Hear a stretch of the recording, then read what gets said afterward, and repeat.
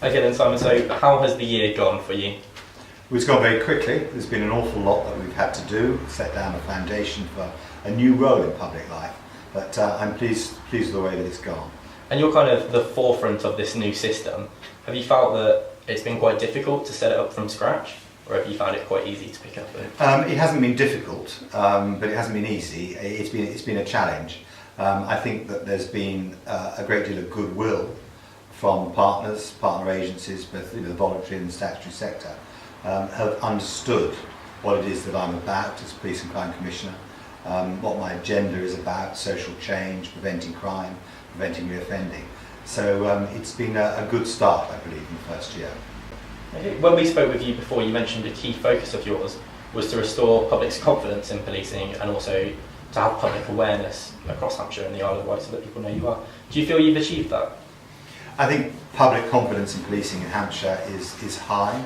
There's a great deal of respect for Hampshire Constabulary for all that it does. I think what we need to do is to make sure that that remains constant, particularly against the backdrop of some unfortunate episodes elsewhere in the country.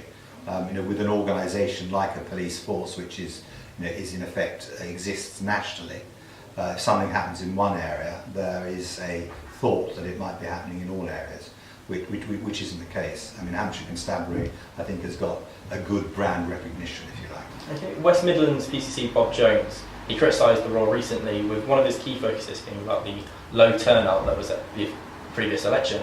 Do you feel that that's going to change now? People do know what the role is, they're going to get involved with the votes when they come around next time? Well, I hope so, and certainly right from the beginning I've realised and said that one of my responsibilities is to raise awareness amongst the public of what police and crime commissioners can bring of benefit to society. Bob, he's a lovely old duck. He's been around the pond several times, but he's never thought that police and crime commissioners is the right way to go.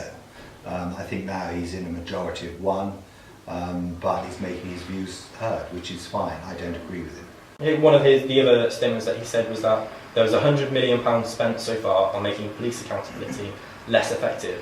Is that a fair comment, or is it more grouping people together nationally and not looking at local levels such as Hampshire?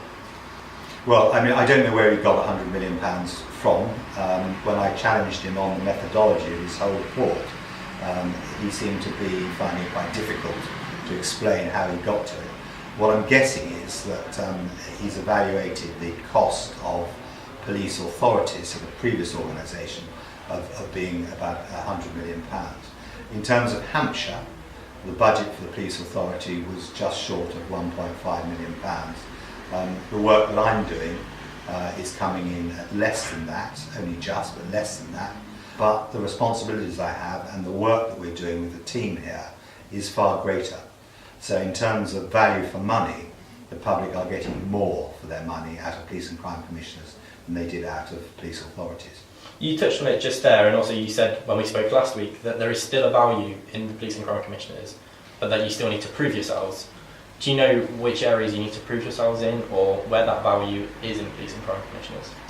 I think the value is that police and crime commissioners are the only individual in public life that has a responsibility to work across all statutory bodies, and indeed with some voluntary sectors across Hampshire. So there's no other elected individual who has to work with the 4 main local councils, with 15 community support organisations that we have, in order to deliver the agenda, which is social change. And that is quite a significant role. And I think it's in that significance that there are the opportunities to bring about social change. See fewer young people, particularly, but not exclusively, preventing crime getting involved in the first place. So there is the opportunity that police and crime commissioners offer. Definitely. We saw on Twitter that you referred to Bob Jones's school report style as a one-size-fits-all analysis. Is it a fair way to review the model? To review the system of police and crime commissioners, to put them all together and have 4 out of 10, 6 out of 10? I don't think so, and nor do I know how he came to 4 out of 10, or 6 out of 10, or 3 out of 10, or whatever it was. We are all doing it differently, and I think certainly 12 months is not long enough. to assess how each individual police and crime commissioner is doing.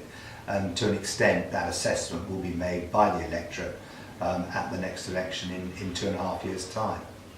Okay, and Home Secretary Theresa May has stated that the model hasn't worked as well as she had hoped for improving accountability. Why do you personally think that is? But I think what she's also said is how successful we've been in Hampshire. And what we do in Hampshire and the Isle of Wight is most important for me. So both she and Damien Green have commented on how we're working well in Hampshire and Isle of Wight with partners, and how the level of crime is continuing to reduce, how we're managing the budget to be cost effective and efficient. So I think again residents of Hampshire and Isle of Wight need to look and judge and assess how I'm doing as their police and crime commissioner, and not view me through the eyes of failures made elsewhere. It's slightly irrelevant to the one you're on, but Theresa May also mentioned that you had been investigated by the IPCC. Some of the viewers may not be aware why that was. Do you mind explaining briefly? I know obviously those concerns have been dismissed. Yeah, I mean, we will always get complaints against police and crime commissioners, and if it is a complaint that it could be of criminal nature, then it has to be investigated by the IPCC, which has happened in my case. It was a complaint made against me by the candidate that came second in the election last year.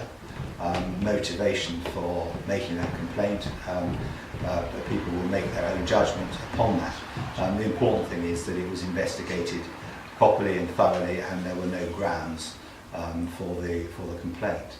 But the whole issue of complaints against police and crime commissioners, against chief constables, is that they must be investigated properly and thoroughly, and until they're found to be grounded, there is no, there's no necessity for people to be concerned about it. Okay, moving on to the final point now. You've just successfully appointed a new deputy, and how did that come along? Why did it take a year for you to decide whether or not you needed a deputy? Well, I'd never ruled out having a deputy. I said at the beginning that I wanted time to work out A, whether I needed one, and B, what the job description would be for the individual.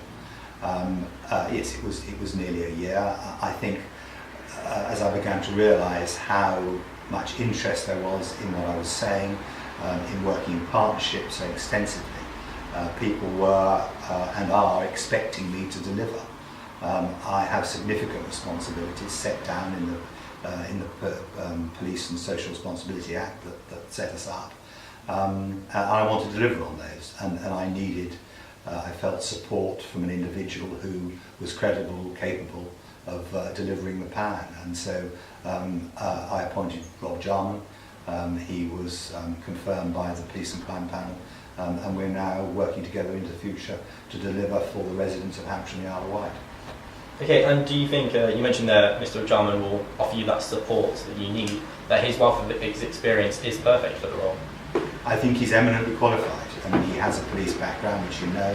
He's also got quite a considerable academic background in law and criminology, and he certainly brings a fount of knowledge and experience, which I think is